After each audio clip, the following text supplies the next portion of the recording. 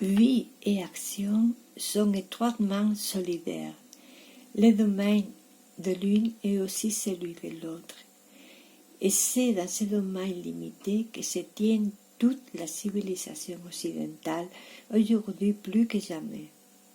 Nous savons dire comment les orientaux envisagent la limitation de l'action et de ses conséquences, comment ils opposent sous ce rapport la connaissance à l'action, la théorie extrême orientale du non-agir, la théorie hindoue de la délivrance, ce sont là des choses inaccessibles à la mentalité occidentale ordinaire, pour laquelle il est inconcevable qu'on puisse changer à se libérer de l'action, et encore bien plus qu'on puisse effectivement y parvenir.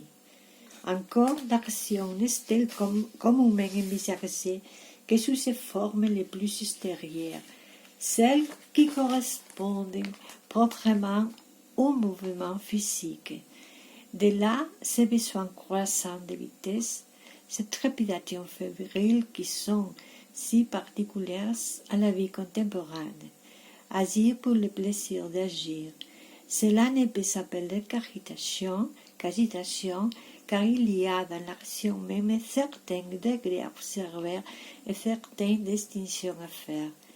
Rien ne serait plus facile que de montrer combien cela est incompatible avec tout ce qui est réflexion et concentration, donc avec les moyens essentiels de toute véritable connaissance.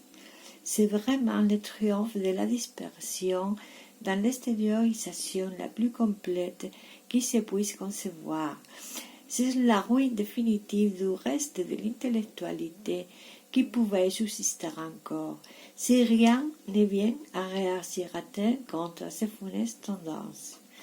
Heureusement, l'excès du mal peut amener une réaction, et les dangers même physiques qui sont inhérents à un développement aussi anormal peuvent finir par inspirer une crainte salutaire.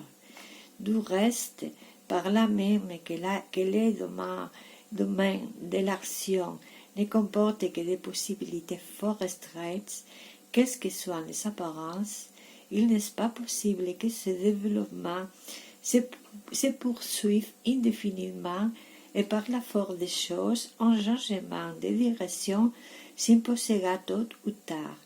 Mais pour le moment, nous ne sommes pas envisagés les possibilités d'un avenir peut-être lointain.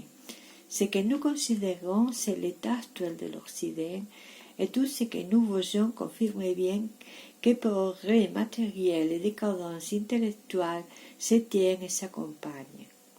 Nous ne voulons pas décider lequel des deux est la cause ou l'effet de l'autre, d'autant plus qu'il s'agit en somme d'un ensemble complexe où les relations de divers éléments sont parfois réciproques et alternatives.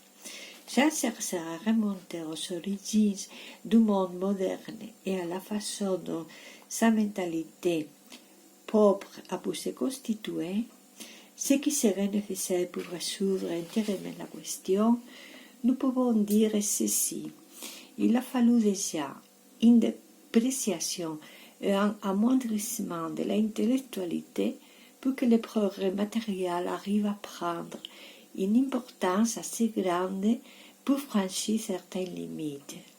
Mais une fois ces mouvements commencés, la préoccupation du progrès matériel absorbant peu à peu toutes les facultés de l'homme, l'intellectualité, va encore s'affaiblissant graduellement jusqu'au point où nous la voyons aujourd'hui, et peut-être plus encore, quoique cela paraisse assurément difficile. Par contre, l'expansion de la sentimentalité n'est nullement incompatible avec le progrès matériel, parce que ce sont là au fond des choses qui sont presque du même ordre. On nous excusera de revenir si souvent, car cela est indispensable pour comprendre ce qui se passe autour de nous.